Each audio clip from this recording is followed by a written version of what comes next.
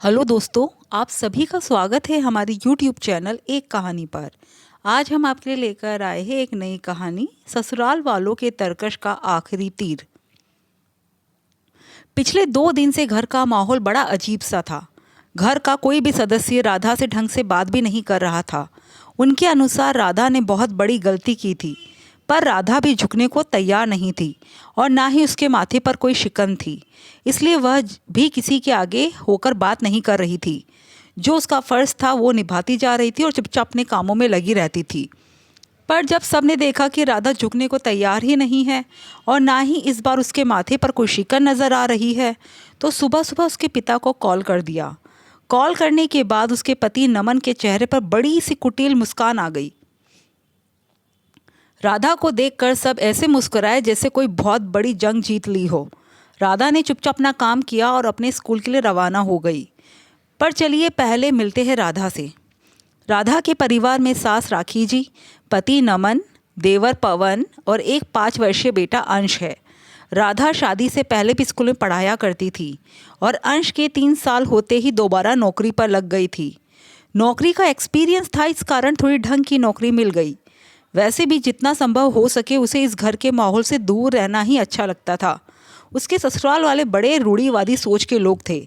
घर का माहौल उसे बड़ा अजीब लगता था। छोटी छोटी बातों के लिए पहले तो 10 बातें सुनाई जाती थी, उसके बाद उसके माता पिता को बुला लिया जाता था और माता पिता बेचारे हाथ जोड़कर बस माफ़ी मांगते रह जाते थे।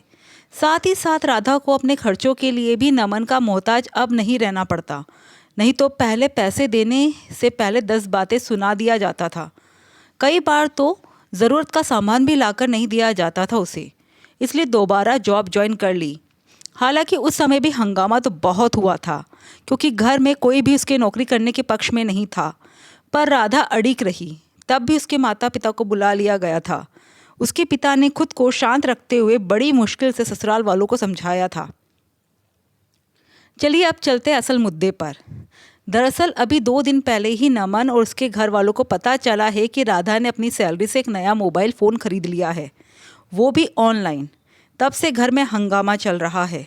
सबको लगा कि उससे बात नहीं करेंगे तो अपने आप लाइन पर आ जाएगी और माफ़ी मांग लेगी। पर 2 दिन से राधा भी झुकने के मूड में नहीं थी।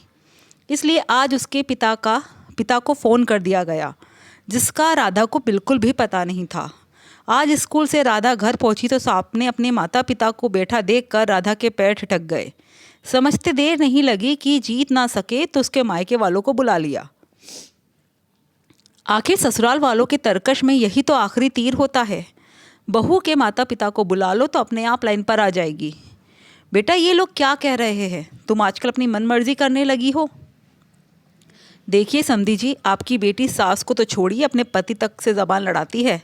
2 दिन से घर का माहौल इसके कारण ख़राब है, लेकिन मजाल है कि इसने माफ़ी मांगी हो। ये तो मुझ जैसी सास मिली है जो बर्दाश्त कर रही है। कोई ऐसी वैसी मिली होती ना तो आटे दाल का भाव पता चल चुका होता अब तक तो। इतने में देवर पवन भी बीच में ही बोला, देखिए बाऊजी, आप मेरे पिता समान हैं, पर भाभी का रवैया बिल्कुल समझ में नहीं आता। भाभी तो नौकरी के नाम पर घर से निकल जाती है, पीछे से माँ ही घर संभालती है। इतना कोई काम भी नहीं है हमारे घर में। इतनी ऐशो आराम की ज़िंदगी है, लेकिन उसके बावजूद घर में शांति तो होनी चाहिए ना। इतने में राधा के पिता ने नमन से पूछा, नमन बेटा, तुम्हें भी कुछ कहना हो तो कहो। जी पिताजी, मैं और बर्दाश्त नहीं कर सकता। अब मेरे बर्दाश्त की सारी हदें पार हो चुकी है। आपकी बेटी ने हमारी नाक में दम कर रखा है।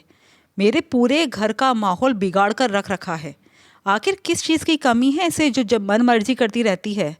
पहले तो नौकरी के लिए लड़ झगड़ कर रही थी, अब नया स्यापा पाल लिया है ऑनलाइन ख़रीदारी करने का। मतलब अब इसकी ज़िंदगी में हमारी कोई अहमियत नहीं रखती। अब आप ही बताइए कि क्या करना है। थोड़ी देर तक कमरे में मौन छा गया। राधा की माँ ने कहा, राधा, तुझे मोबाइल चाहिए था तो जमाई सासे कहती, वो दिला देते।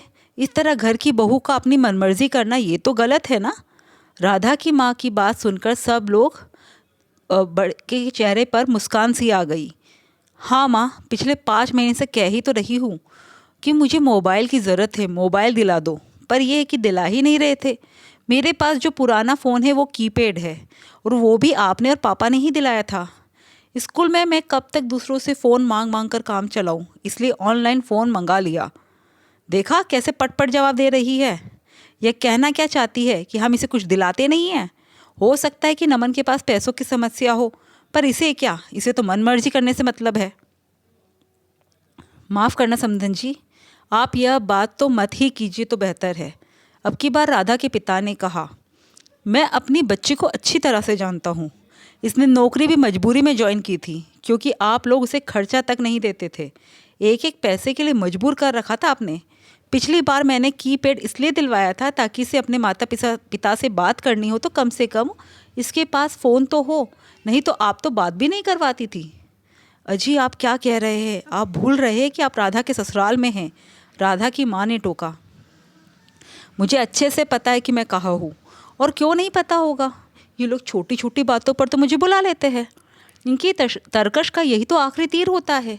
बहू के माता पिता को बुला लो और उनके सामने उनकी बेटी को बेइज्जत करो, मतलब उनके संस्कारों को बेइज्जत करो। अपने आप 10 बार हाथ जोड़कर माफ़ी मांगेंगे। आखिर बेटी का घर बसाए जो रखना चाहते हैं माता पिता। कब तक माफ़ी मांगोगे? कब तक समझाओगे? अच्छी तरह से जानते हैं कि हमारी बच्ची गलत नहीं है। इन लोगों की सोच ही गलत है, पर ये लोग समझने का नाम ही नहीं लेते। नहीं बेटा, बस बहुत हो गया। तू एक काम कर, तू तेरा सामान पैक कर और चल घर चल। अरे अपनी बेटी को समझाया नहीं आए हो या उसका घर बिगाड़ने के लिए? राखी जी ने कहा। जी आए तो समझाने ही थे, पर समझ नहीं आ रहा कि किसको समझाना है। नहीं बेटा, बस बहुत हो गया। तू तो एक काम कर, घर चल। वैसे भी तू इस घर में करती क्या है? सारा काम तो तेरी सास ही करती है। समधन जी में तो बहुत हिम्मत है, वो पूरा घर फिर से संभाल लेगी। और राधा के पिता उसे ज़बरदस्ती ससुराल से लेकर आ गए। 3-4 दिन तो राखी जी ने जैसे तैसे घर का काम किया, पर फिर वही रोज़ के काम को लेकर लड़ाई झगड़े होने लगे। आखिर 10 दिन में ही थक हार कर नमन को राधा को वापस लाना पड़ा, इस प्रॉमिस के साथ कि छोटी छोटी बातों के लिए राधा के माता पिता को वहाँ बुलाया नहीं जाएगा। दोस्तों, आपको कहानी कैसी लगी कमेंट करके ज़रूर बताइएगा, और हाँ, हमारे चैनल को सब्सक्राइब ज़रूर कीजिएगा। Thank you.